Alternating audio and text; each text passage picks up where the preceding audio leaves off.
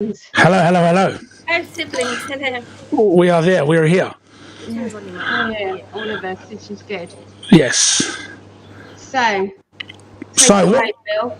So we are. We were going to discuss today about Lucy Letby, Yeah. Oh, yeah. Oh, the nurse, how could you not? and I know obviously what she's done is just. Yeah, I mean, you just can't comprehend what she's done. But what do we all think about the not coming out of a cell to be sentenced, and they want I to think change the that's law? absolutely unacceptable. Yeah, but they want to change the law, so they're forcing people to be brought out of their cell, or they're forced to hear the witness impact statements and things like that. What's the point in them not being there for that though? Because it's not making an impact then, is it? Because as it stands under current law, they can't be forced because it's against their human rights. How? What about the people going?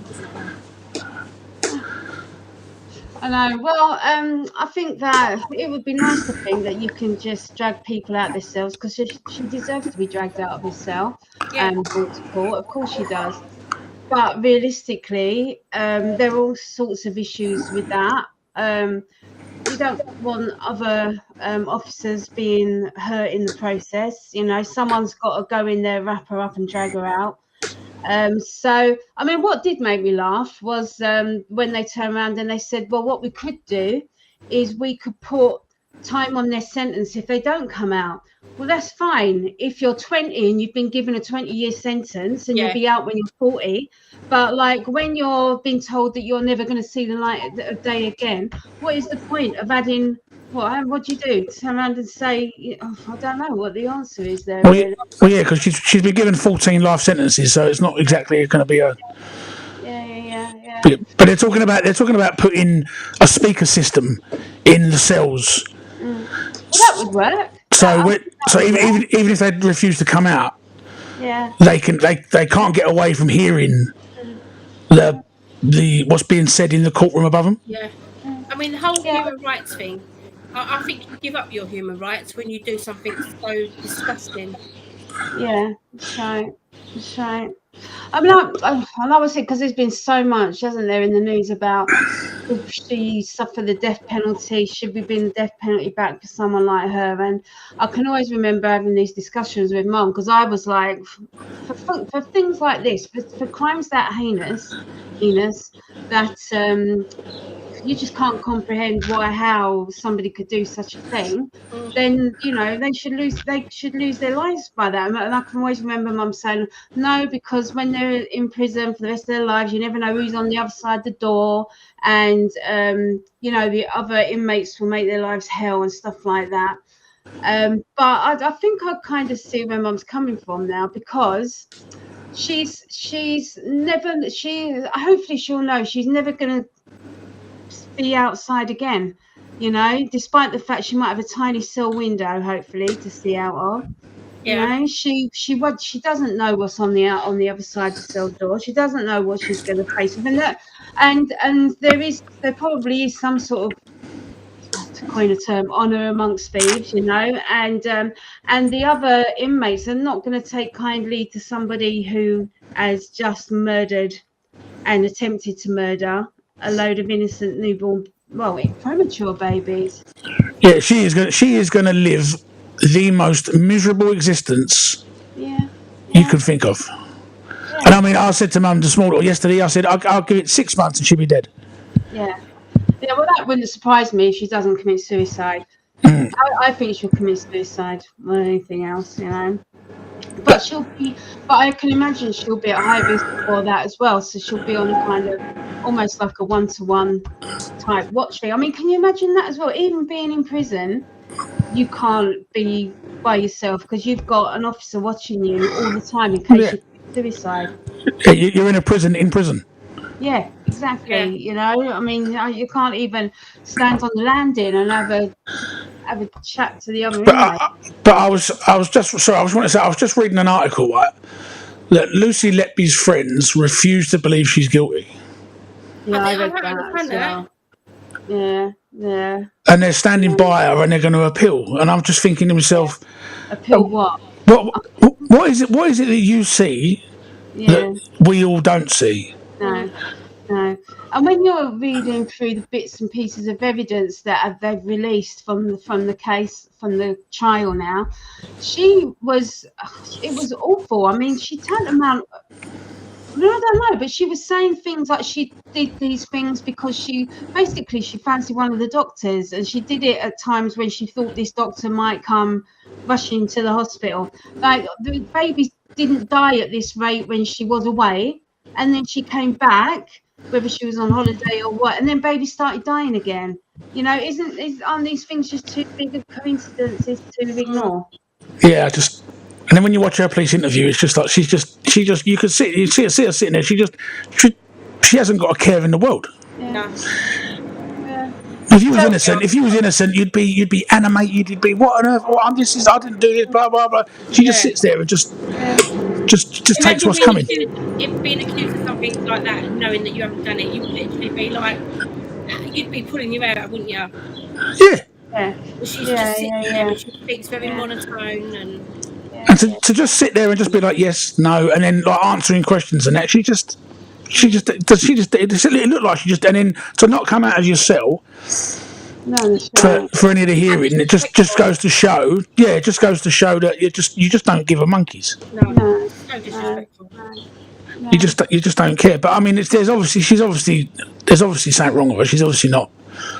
Oh, no, she's a full ticket. Obviously not very well. And there's more. Do you know what I mean? There's bound to be more that they can't pin her to. Yeah. Who was the first nurse years ago? Didn't they call her the Angel of Death? It was like in the 80s or the early 90s. That's it. Yeah, that's it. Yeah. Let's see. How many babies did she? I don't know. But I know she got. So she got done an attempted 6, wasn't it? An attempt to murder 3. Yeah, I could just saying that out loud. I don't understand. No. I just don't get it. You've got to have some kind of. There's got to be. Like, what kind of childhood did she have? Has anybody? Something's obviously happened to her. Something's gone seriously wrong. But by all accounts I've read about it, she had like the perfect childhood. Mum and Dad are not divorced; they're married. She had a good. She did, and they were there. Her parents all the way to the trial. Yeah. But they I read in the papers that they thought it was kind of like a show of solidarity, that the parents didn't turn up for the sentencing either, did they? And the impact statements from the victims, and they were smiling at her with empathy, I suppose, to their daughter, because they still loved her. But I don't know, how would you deal with that as a parent? Imagine being a parent, I know, and knowing that your baby. But I think there comes a point when you've got to realise that, look, she did this. Yeah. And now we've got to deal with it. Yeah. Do you know what I mean? Like, you ain't got to like her, you ain't got to want to be around her. No. But you still love her. Yeah. It don't just go away overnight. But I've been saying that, I don't know. I mean, if one of my kids turned around and said to me, "I've just killed 7 babies," I don't know. I'm sure I could pretty distance myself pretty quickly. Yeah, that's right. Yeah, definitely. You know, I don't. But I just don't get it. And it was going on for years. And then the nurse that was told, "Look, I think something's going on," by a doctor years ago, and she's like, "No, it's all good. It's all good." Well, that's the other thing is why do you think that the management of the hospital didn't take any notice of all the doctors that said there's something going on here? Yeah, I think it's because managers at hospitals are not medical professionals. Well, no, but if you've got the top consultants at the hospital saying to you, there's something wrong, it's got something to do with this nurse, we need you to take some action with this, what's going on? And they totally told the doctors to go away, and as far as we're concerned, she's completely innocent, and you need to write her a letter of apology. Oh yeah, that was disgusting. That was. So why? That was. I mean, look, only she can answer that. Reputation's got a lot to do with it, I reckon. But I just go on. Sorry, Claire. Go on. I don't know. I've seen a lot of people, especially people like Dr. Shola, coming out and saying they think it was because she got away with it because she was white. I've seen people turn around and say that it's probably because the managers were so fixated on targets and stuff like that, which I think is probably more than likely. Yeah, I think that's probably more to do with it than skin colour. Yeah, I think so. I think it was more like it was like that trust has got certain targets to meet from a government level, and that if they don't meet these targets, they don't get any money. And it was almost like a too far-fetched to think about. The nurse was causing all these deaths, and it was like, stop it, you're picking on her, sort of thing. So I think those are the reasons why they probably turned a blind eye to it more than anything. But they're going to have to come and face their own justice. But the sad thing is, if they'd have listened to that doctor, I mean, I know baby still would have died, but it would have only been maybe 2.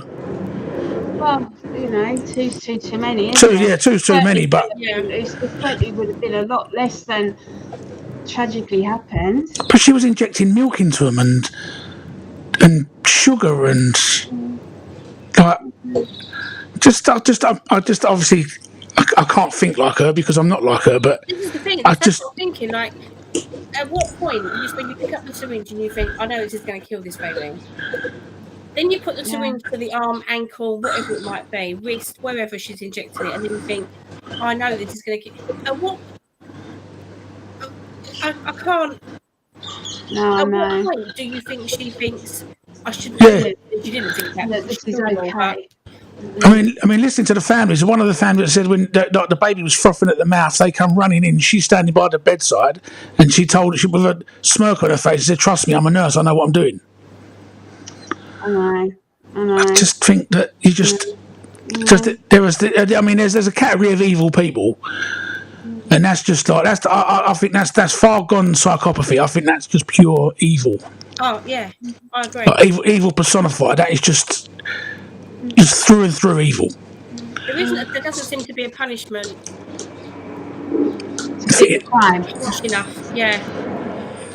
Yeah, I just. What do you do? We haven't got the death penalty in this country, so that's not going to happen. I mean, but somebody will start. I mean, really, for me, if she spent the rest of her life in solitary confinement, so she didn't have access to the outside world, she didn't have access to, a television and arts and craft classes and stuff like that, maybe that would be a suitable punishment. But you can guarantee that somebody would come past and say, well, that goes against her human rights. Well, she shouldn't have any human rights. No, I feel like Emma said. I think you should forfeit them as soon as you do something like that. Yeah, you do really.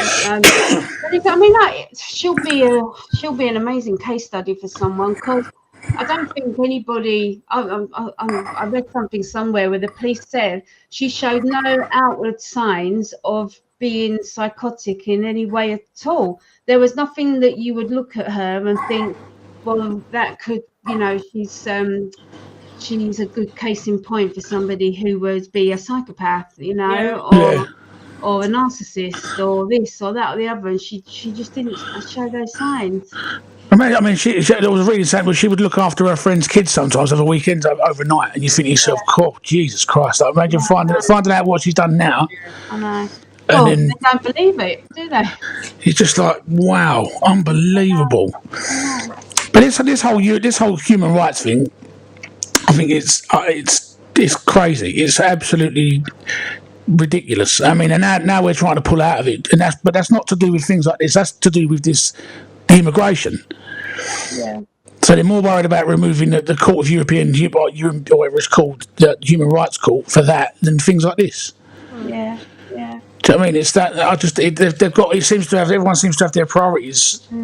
Yeah. And reasons. If you're going to do something, if you're going to act like an animal, then be treated like one. Yeah. Well, that's why they've bunged her with Rose West. Yeah. Yeah. Well, there has to be some form of human rights, because we were just talking about what's that man called recently? What's his name? Andrew Malkinson. Right. I mean, like if we didn't have if we weren't part of the convention on human rights, where would he be? You know, I mean, he wouldn't have a leg to stand on when it came to sort of going back to the government and saying like he was innocent. You know, and he was innocent really. How many years ago? Well, he spent 18 years in prison as a total. Yeah. But they knew he was innocent 13 years ago. Right. I mean, I hope he wipes the floor with the government. So, but what they were saying was, with our justice system and prisons and stuff like that, now they've scrapped that bed and board thing. That's no more. That doesn't matter to anyone anymore. And but he can only be awarded a maximum of £1 million. Right, even if he spent 50 years in prison, he can only be awarded a maximum of £1 million. But what a barrister or lawyer was saying on TalkSport is, but that doesn't preclude him from from having a claim or suing them after that. Right. And with the amount of publicity that he's got and the evidence that's now come out, there is no way on earth that he would lose. No. So that's why now it's gone to I think they've gone to some sort of mediation where the government are saying, look, we're not going to win this if it goes to court, so we're better off just biting the bullet and putting our hand in our pocket and giving him a lump sum of whatever it may be, but he's not allowed to discuss what it is. Like they'll put some sort of clause in where you're not allowed to say how much you got. Yeah, what you got. We're just going to give you this money and you've got to sign this and you've got to go away quietly and live your life. Yeah. And that'll be it. I want to know what happened 13 years ago and who decided to conceal evidence that would have released him from prison. Well, it was the CPS and the police. Was it really? Yeah. It was the lead prosecutor at the CPS at that time, 18 years ago, who I think has died since then. So there's nothing that can be sort of done there. But also within the Met Police, there was certain senior officers and certain detectives that got the same information. Yeah. But they liked him so much for this that they just decided to just leave it. Yeah. Because they knew then if they turned around and said, "Oh, we got it wrong," then it would have been. I mean, how disgusting is that? That's just, it's incomprehensible, isn't it? That these people in power have so much power that they can keep you in prison for all those years, knowing full well that you haven't done anything wrong. That's terrifying. Like I watched a program about completely different, but there are thousands of people that are just waiting to get out. They're innocent and they just can't get the help they need. Yeah, they're just rotting away because they don't have the funds. They don't have the and they've got something like that called the Innocence Project, where people write to them and say, look, can you pro bono? They help them out and stuff like that, but they can only deal with so many. Yeah. Do you know what I mean? There's only so many people, and they tend to take the ones that are the more serious, like people that are on death row. Yeah. I mean, the amount of people that have been exonerated that have been on death row is unbelievable. Yeah. You're just killing innocent people. Yeah, that's incredible, isn't it? Really. That's right. You're just killing innocent people, and they don't feel like they're killing us because all someone's doing is flipping a switch.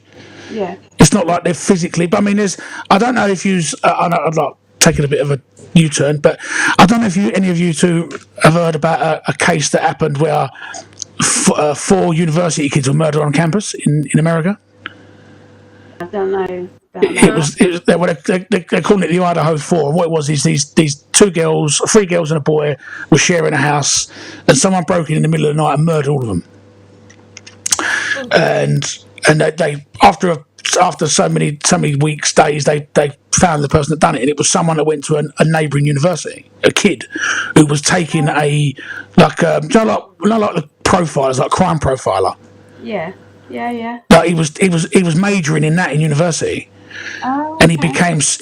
I think he became so obsessed with murder that he put it to the test. He wanted to see if he could murder and get away with it. So, but where he is, we're talking about death sentences and stuff like that. Where he is, and they're talking about bringing back the firing squad. Oh, really? Yeah. So where is for him? In Idaho, in America. They're talking about bringing back the firing squad for this case. God. And you just think that some places, I mean, for how America is and how forward thinking it is in things like military and technology and stuff like that, but then when it comes to things like that, they're going back to the start, like they're going back like 200 years. Yeah. Well, do you know what they could do? It's just ban guns.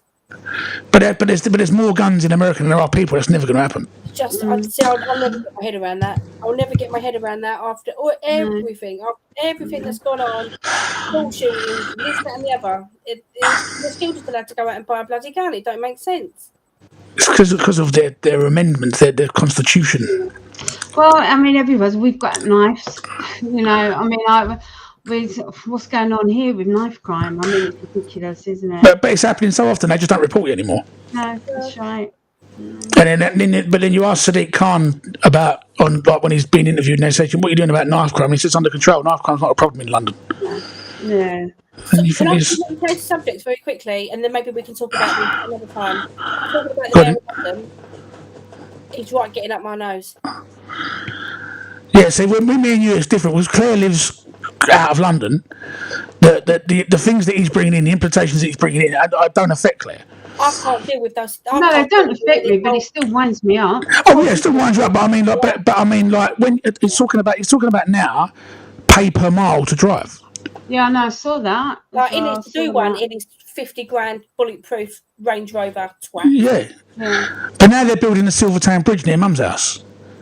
Right? They're building called the Silvertown Bridge. Right. Right, and I don't know what it is to do with, but it's like they're talking about charging for it, and then they were. It was something the other day that he was saying about they're going to start charging for the Blackwall Tunnel. I saw that. Yeah. Right, to pay for this bridge. Yeah. So this bridge, what, like a footbridge? No, like a car traffic bridge. Do you know where Mum's house is? Right, you go around the back. There's always that bridge that was built that was never finished. No. Do you know, like if you go around where the Porsche showroom is? Right. Yeah. Right, and if you're going around, you drive under that bridge as if you're going towards Tesco, don't you? Oh, is that what that bridge was? That bridge was meant to go to Woolwich. Oh, I never knew that. Right, but then because if you drive up on the ramp, it's built halfway across and it just stops. Right.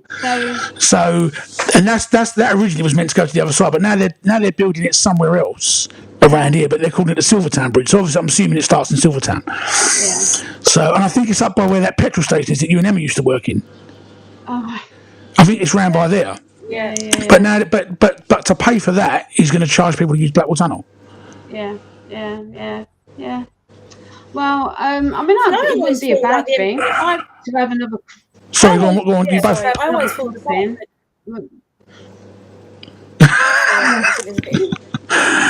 There's a bit of a delay. What was going first? Yeah. I always thought that the Dartford Bridge, when it was 50p, then it was £1, then it was £1.50, now it's £2.50.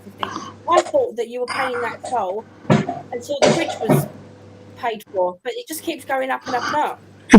When people honestly thought they were going to not charge you after that was done, are crazy, because how are they going to pay for the upkeep? It's got to be maintained. It's got to be it's got to be.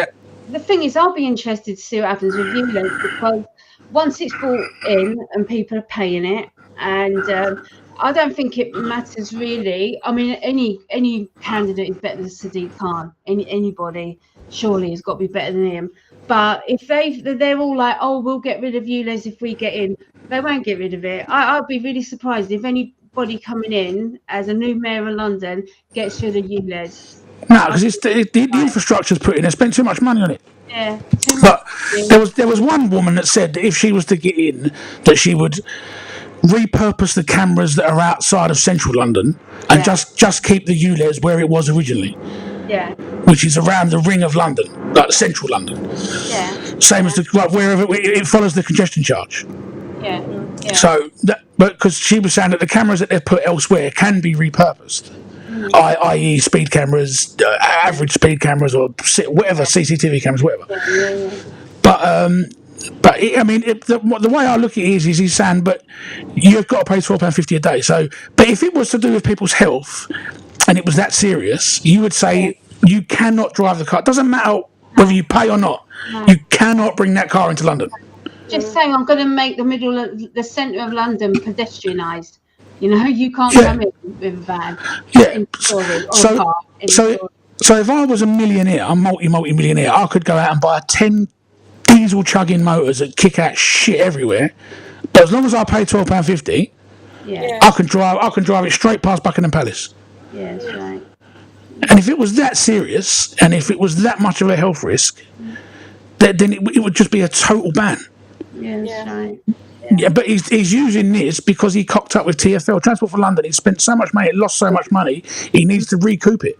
I mean, Transport for London is like, what, 250 million in the red or whatever it was. They're so out of pocket. Yeah, And now he's got to get that back. yeah, he's got to get What money about the from people who somewhere. can't afford cars that are ULEZ compliant? What happens? Well, he says he's going to give you £2,000 for a scrappage scheme.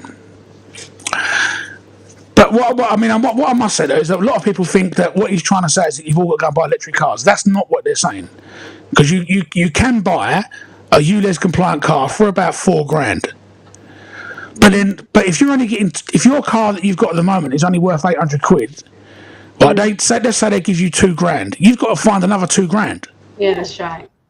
Yeah. Who's got yeah. that just floating about? Who's got That's two what grand? No one. That's what I mean. And you look at an electric car and you're talking 35, 45, depends. I mean, if you buy a Nissan or a Ford, you're talking between 35 and 40 grand. And then you're looking at people saying, oh, like Teslas, and it's up to 100 grand.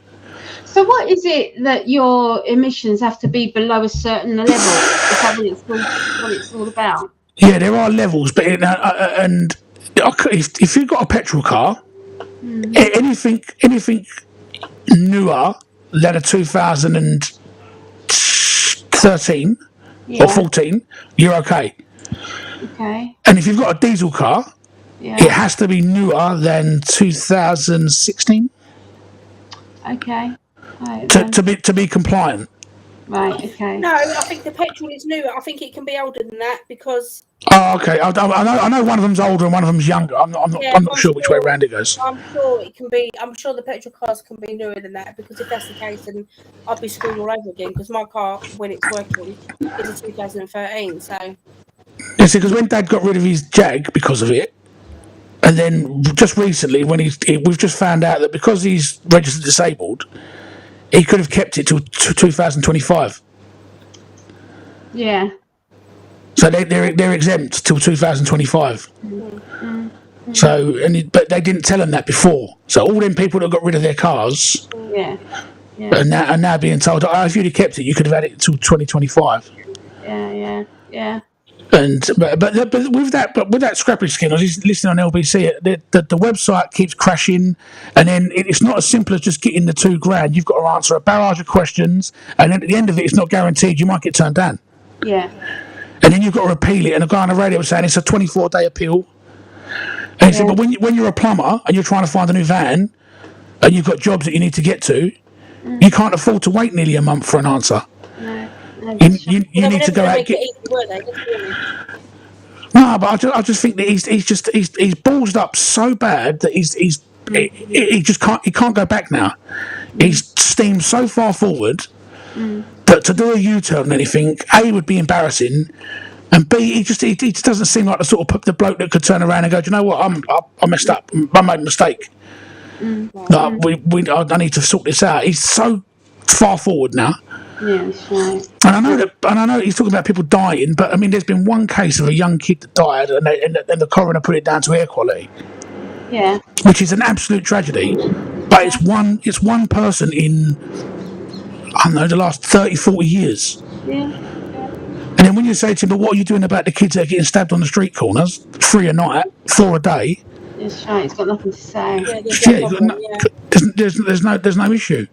Maybe we should have saved this subject for another podcast because I could talk about this for hours. Oh, do you know what? I've got ammunition on this one. He's called people like ULEZ protesters. He's calling them Nazis and COVID deniers and vaccine deniers and all that. Do you think yourself, mate? You're off your rocker. Yeah, he is. It's just you just messed up, and that is it. Simple as that. You've ballsed up, and now you're looking for a group to blame. Well, I think, like Emma said, just save this for another time because we've gone all around the houses again. I know. and we Sorry. won't Do you know what? do that, Because will we? I don't know how we got. How did we get onto that? Just talking about the mayor. How did we get onto that? But yeah, Billy, just edit this bit out because I'm just going to talk to you for a minute, okay? I'll just stop it. Well, if you let me end the recording, we can still talk. Yeah, go on then, end it. Then I just want to talk to you. And then I'll just edit it. Okay.